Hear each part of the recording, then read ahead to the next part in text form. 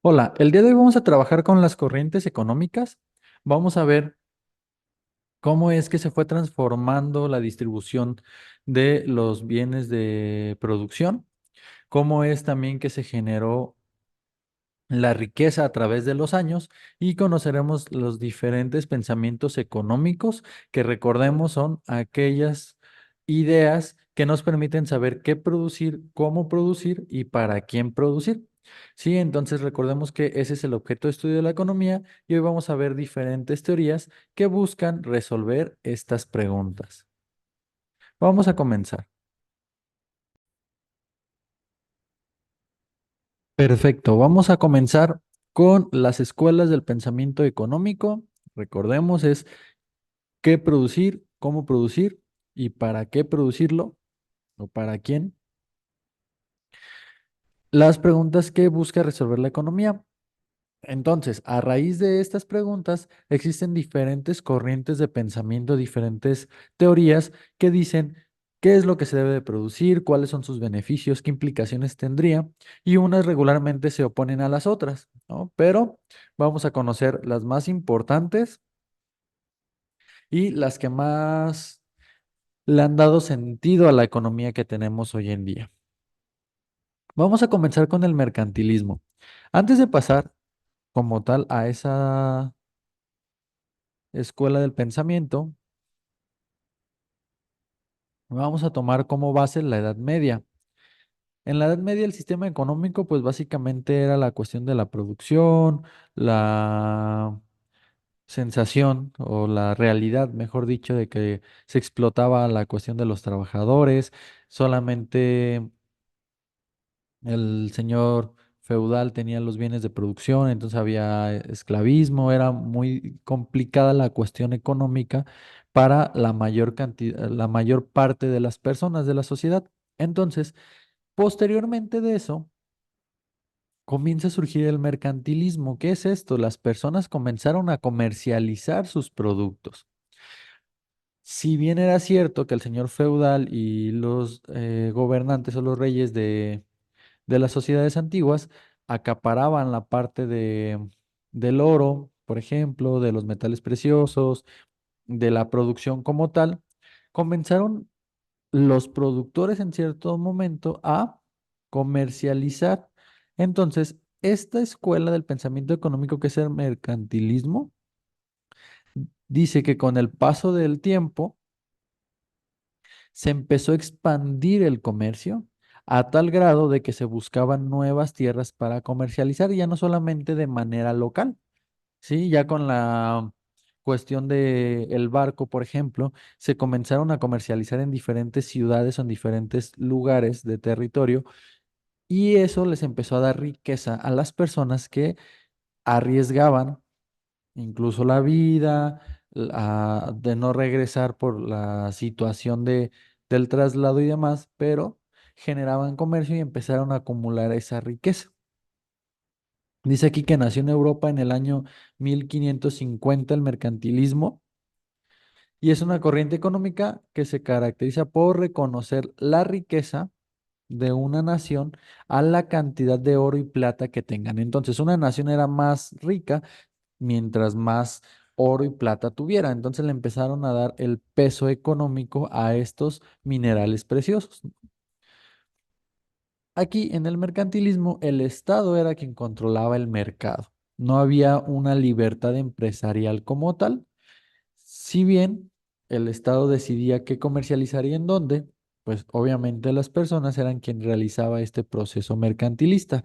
Entonces, esta escuela del pensamiento económico va enfocada en eso, en que comience a expandirse el comercio en diferentes regiones controladas por el Estado y se le asignó el valor del oro y la plata como el mayor enfoque, digámoslo de esta manera, o el mayor objeto de valor dentro de una sociedad. Bien, posteriormente al mercantilismo surgió una corriente contraria, que es la de la fisiocracia. ¿Cuál es esta corriente? Pues básicamente es una corriente económica que surge en Francia durante el siglo XVIII y el autor es Rousseau. es muy común o es muy conocido el autor, básicamente. Y su teoría es contra el mercantilismo porque señala que la riqueza no debe de estar en la comercialización, sino en la producción. Y señala entonces que la agricultura es lo que realmente genera riqueza. ¿Por qué? Porque genera excedentes. Y dice que debe de haber una libre operación o un libre desarrollo sin que el Estado lo esté mediando, sin que el Estado tome las reglas, sin que el Estado retenga una parte de lo que se produce. Entonces, en este caso, Rousseau señalaba que el mercantilismo no debería ser la fuente económica como tal de una nación, sino que debe de ser la capacidad que tenga para generar una cuestión de producción, que es la agricultura en ese momento. Aquí en la cuestión de la fisiocracia había pues diferentes corrientes contrarias porque se decía que no todos los países tenían la capacidad de producir agricultura. Sin embargo, por medio del comercio podían generar riqueza, pero esta teoría señalaba que entonces los países más ricos eran aquellos que pudieran generar como tal una agricultura, ¿sí? Que pudieran generar productos de satisfacción de la necesidad básica de alimentación, porque eso siempre generaba un excedente y el excedente se podría convertir en riqueza. Muy bien, entonces tenemos las primeras dos, el mercantilismo que surge en Europa y la fisiocracia que surge en Francia en el siglo XVIII y que el autor es Rousseau. Continuamos. Bien, tenemos la escuela clásica y la escuela neoclásica. La escuela clásica surge en 1776 con el libro de la riqueza de las naciones. Esto es bien importante, el libro de la riqueza de las naciones de Adam Smith. ¿Por qué es importante la riqueza de las naciones de Adam Smith? Porque es contrario al mercantilismo y plantea que si bien es cierto que el proceso de comercialización o el mercantilismo como tal es lo que genera riqueza, aquí plantea que el Estado sea un regulador y no el que tome las decisiones como tal, que se lograría una mayor riqueza si se abre o se genera una apertura para que las personas puedan generar esa labor de comercialización y que el Estado lo regule sin que esté de manera directa tomando decisiones que tienen implicaciones económicas. Ujú. Adam Smith también señala la cuestión de la oferta y la demanda, que es el concepto que vamos a ver en la siguiente sesión. Por eso les digo, es bien importante esto de la riqueza de las naciones de Adam Smith, porque él genera estos conceptos que hoy en día seguimos trabajando y que es la base de la economía actual. Bien, seguimos. La escuela neoclásica surge en el siglo XIX, bueno, aquí dice a mediados del siglo XIX y señala que debería existir una economía de competencia perfecta. ¿Qué es una economía de competencia perfecta? Que cualquier persona pueda entrar a hacer un proceso de comercialización, que no haya barreras de entrada y barreras de salida, que no exista, por ejemplo, necesitas tener cierta cantidad de oro para poder comercializar o necesitas tener cierta cantidad de productos para comercializar. La escuela neoclásica señala que debería ser libre el proceso de la competencia, que los factores de producción deberían de distribuirse de mejor forma y que debería de existir una transparencia en el mercado, que cualquier persona puede participar dentro de esa operación y que el Estado como tal no debería ser quien controle ni quien genere una mediación entre ellos.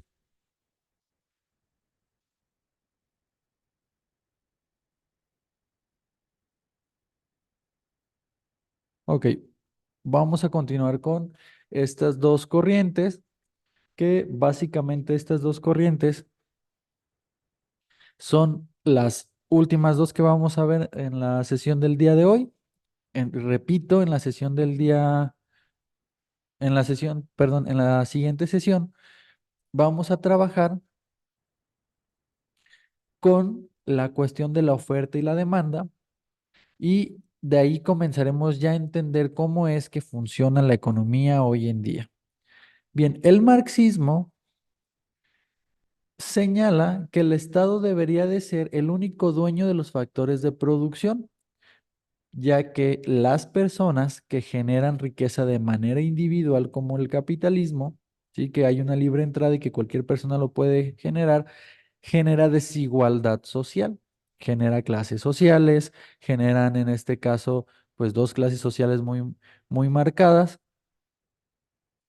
en las cuales pues los ricos generan mayor riqueza y los que tienen una situación social desfavorable es muy complicado que logren satisfacer sus necesidades, que si bien es cierto que se genera riqueza, el marxismo plantea que esa riqueza se concentra en solamente una pequeña parte de la población y la demás cantidad de personas básicamente carecen de muchos recursos y esto impide que se satisfagan las necesidades básicas, ¿no? Entonces aquí señala que no debería existir la propiedad privada, como en la cuestión del socialismo, y el marxismo, pues básicamente se nombra de esa manera por su autor, que es Carlos Marx o Karl Marx, y promueve el respeto de los trabajadores. Ojo, aquí dice y señala que el Estado debe de ser quien sea el único dueño de los factores de producción y de los bienes y servicios, pero que tiene que hacer una distribución equitativa de la riqueza para que se puedan satisfacer las necesidades de la población. ¿Cuáles necesidades? Educación, salud, vivienda, alimentos y que esas necesidades básicas que toda persona necesita debe de ser también la debe de proveer también el gobierno, que es o bueno, en este caso el Estado, que es el dueño de los bienes de producción. Entonces, este postulado de Marx señala una distribución de riqueza más equitativa. Y por último, vamos a terminar con la escuela keynesiana que se genera en 1930, también por el autor que es ganador de un premio Nobel, y se basa en el estudio de la demanda agregada. ¿No? ¿Qué es esto? ¿Qué es la demanda agregada? La demanda agregada es una teoría o un proceso en el cual se señala que sí es importante que el Estado participe, pero también es importante que haya libertad en el caso de la comercialización, pero que se puede reducir la cantidad de empleo de las personas, ¿no? Media aumentando el gasto público, o sea, que el Estado genere gasto público de también aportaciones a la cuestión social y de esta manera pues podemos nosotros definir que la cantidad de trabajo de las personas sea más estable y puedan también disfrutar, en este caso, de la satisfacción de sus necesidades básicas, ¿sí? De esta manera entonces trabajamos las escuelas del pensamiento económico. Es importante aquí ya para terminar señalar que en el marxismo, me regreso un poquito, les decía hay dos clases sociales, me parece que no las señalé, que son los burgueses y el proletariado. Los burgueses, aquellas personas que tienen los bienes de producción, que tienen riqueza, y el proletariado son las personas que, descritas por Marx, solamente trabajan, son medios de producción también, y que se les trata de esa manera, no se distribuye la riqueza de forma equitativa. Sí, se me pasaba nada más señalar esas dos, es importante que también lo tengamos anotado, porque para Marx las dos clases sociales son los burgueses y el proletariado, los que tienen y los que no tienen, básicamente. Muy bien, entonces, hasta aquí vamos a terminar la sesión del día de hoy. En la siguiente sesión vamos a trabajar con la oferta y la demanda. Primero vamos a trabajar con la oferta y posteriormente con la demanda. Vamos allí a trabajar con una de las dos y la otra en la siguiente sesión también lo trabajaremos. Muy bien, entonces nos vemos en la siguiente sesión.